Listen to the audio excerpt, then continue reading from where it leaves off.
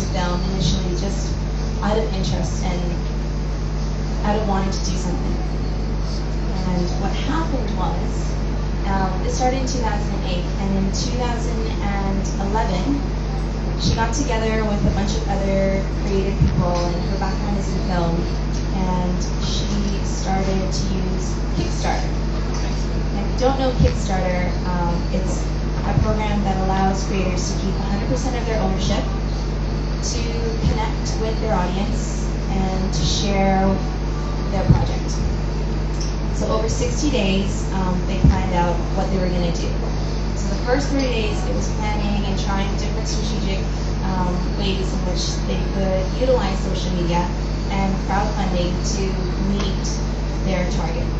So then they launched their Kickstarter and social media stuff at the end of May 2011. And by June 2011, they had exceeded their $50,000 target. This is in Canadian dollars. And they had reached, I think, $56,500. And what Kickstarter does is, if you don't reach your target as a project creator, you won't get the funds, because there's risk involved, and this protects you and your project and also the people involved, because it's crowdfunding and you speak directly to your audience, and they could be from anywhere in the world. So it's spectacular, just the way in which we transformed from traditional funding for independent projects into speaking directly to our audience from all around the world. So the project is called We Woman, and that's wewoman.org. And it's just been so inspiring to watch her journey. You can see all the clips that she's gone through, where she's been, the stories of the grandmothers, as she calls them, because she's developed this really close relationship with the ones that are left. Currently, the project is wrapping up in Seoul, and she's going to go back into the final editing stages. And it will be launched soon, I promise you. If you go and have a look and follow it, it is so inspirational. Just to see the way that social media has funded this project that is so independent. I can guarantee that nobody here has heard about it, unless it was me that talked to you about it. And this is what we need. I think this is a way of empowering anybody, and not just women in particular, but anybody with a cause, anybody that wants to make a change. You can speak to anybody in the world about it. And as you were saying, you know, like in Japan, in the aftermath, like you heard about it right away firsthand. And, you know, going back to the comfort women, they're in their 80s and 90s. They're not going to be around for a lot longer, and all they want is to be acknowledged. One of the videos that Tiffany made was a video to the grandmothers to say thank you, and it was just a collaboration of people around the world telling them that we're so grateful for you, your resilience, your bravery, how far you've come has just been inspirational. And please do go watch the clips and follow it. Thanks very much. Okay, that's very moving. So it's going to take me a minute to collect myself. Zaheer, CMO of digital CMO. That's a pretty exciting, dare I say, sexy title to walk around with. But when it gets down to actually doing, making, creating digital media, mobile phones cost money. So in places like Egypt and developing countries, there needs to be some resources. How do people actually make and create digital media? Right. So, well, good morning, everybody. Happy Valentine's Day. Lovely ladies over here. Still have to wish my wife. I left the house before she woke up. So great question. And actually, I was thinking of that. The first thing I'd like to mention when I was thinking of this topic is that, you know, how obviously is this going in and out, or is it just hello? Yeah, okay.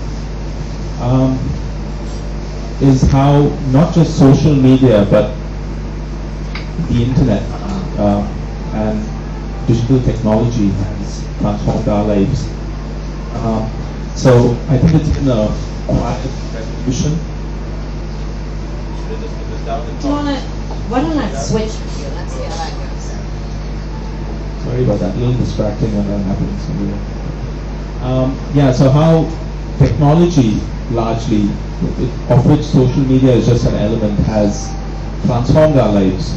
Just in the last couple of years. And speaking of mobile media, we all have these little devices over here which have done many things for our lives. And one of the things it's done, it's made us a lot ruder. So I was just tweeting while my co-panelists were talking, and so it occurred to me how rude that is. But what it's also done is it's empowered us. So I think we all feel a lot safer. And as a male, I don't really think about that too much. I walk around the streets of Hong Kong and pretty much any other city I travel to. I have to worry about my safety. In fact, I think when I walk down the streets, probably people around me are worried about me. So that's what I realized a few years ago. But so I think that's a huge transformation in itself. That we have this technology in our pocket that. Is it just me? Makes us feel a lot safer. So huge transformation in just how we operate as human beings, male and female, especially female, right? I think all of you feel empowered by that. In terms of mobile devices, I think it's one doesn't really need an expensive iPhone in order to be empowered by social media and mobile technology. For example, in China, in the mainland, 300 million mainland Chinese people access the internet through their mobile devices today. And the majority of that is not on smartphones. So feature phones allow you to access the internet as well. And through that, you are then empowered to connect, and stay in touch, etc. That number, by the way, is going to reach 850 million in China itself, in the mainland, by 2015. So in terms of people accessing the internet and being connected to the internet through mobile devices. I come from India, so it's a country that's been transformed by mobile technology. In fact, India, just like it's leapfrogged a lot of things with its economy, it kind of skipped the manufacturing phase of industrialization, and it's gone straight into the services sector. It's also skipped the whole PC revolution in a way. So farmers in India now are equipped with mobile phones, and micro banking and mobile banking has become a huge source of empowerment for people who do not have a voice and cannot even open a bank account, cannot take out loans.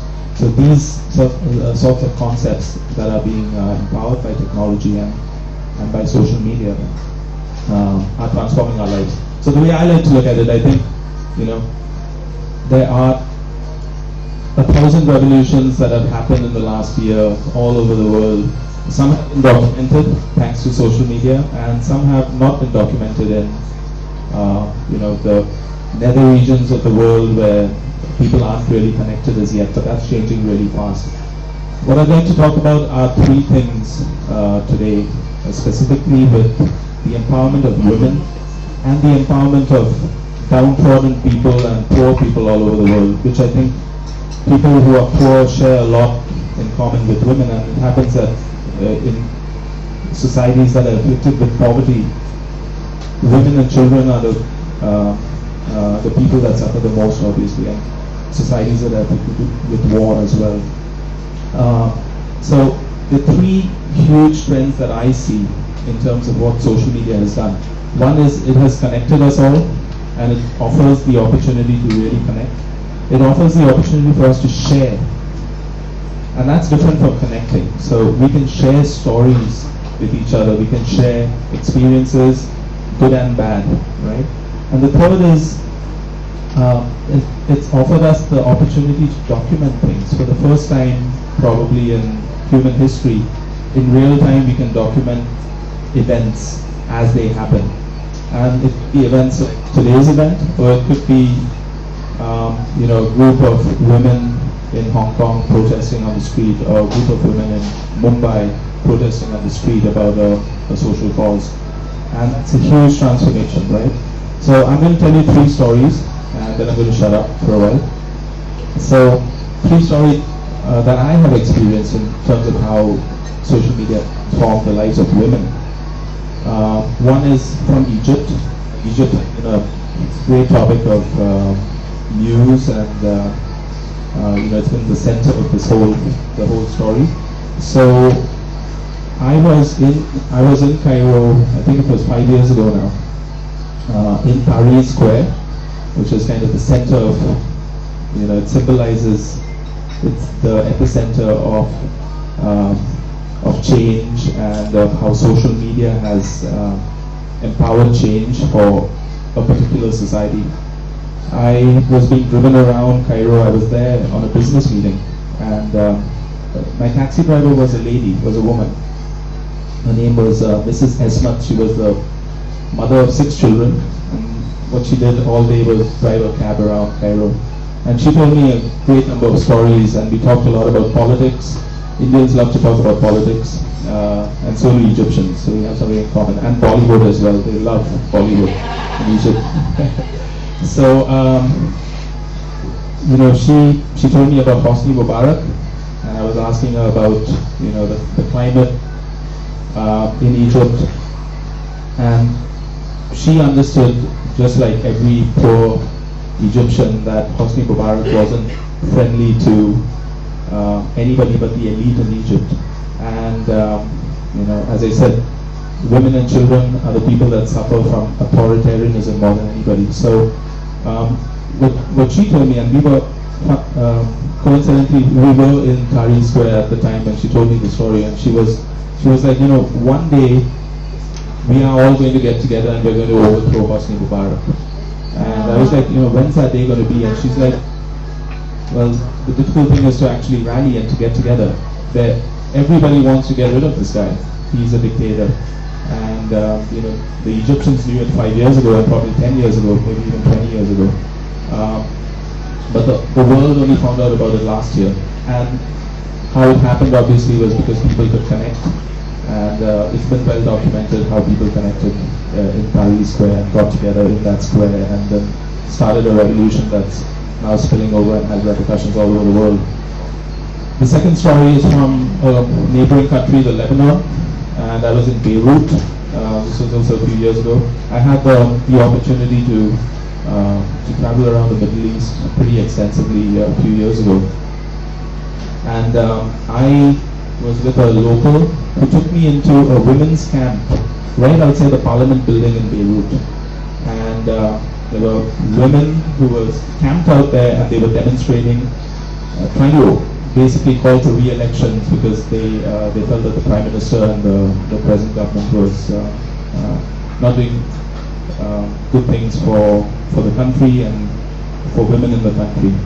And all these women were camped out. So they had managed to gather, and this is pre-social media. So they had managed to rally themselves and gather in a place. But that event was never documented because nobody had a camera and there weren't mobile phones that you could take pictures of, and you couldn't stream anything and you couldn't tweet anything. So it occurred to me, and it occurs to me today, that even though they did rally and they sat in that camp outside the Parliament building until they were pushed out by the military after about 6 months, that they sat there. And this was a group of about 5,000 women who just camped out there.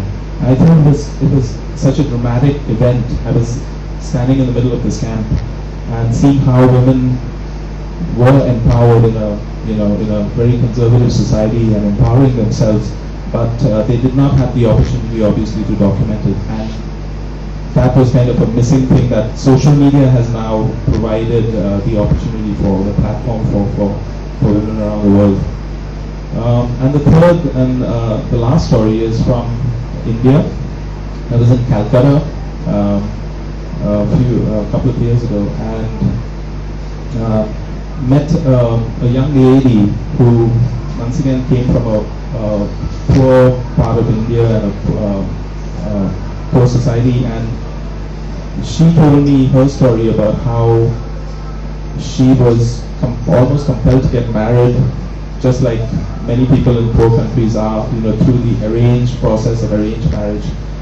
And social media had changed that for her. So this is during, after Facebook and Twitter had become popular and is very popular in India as well. The whole phenomenon of online dating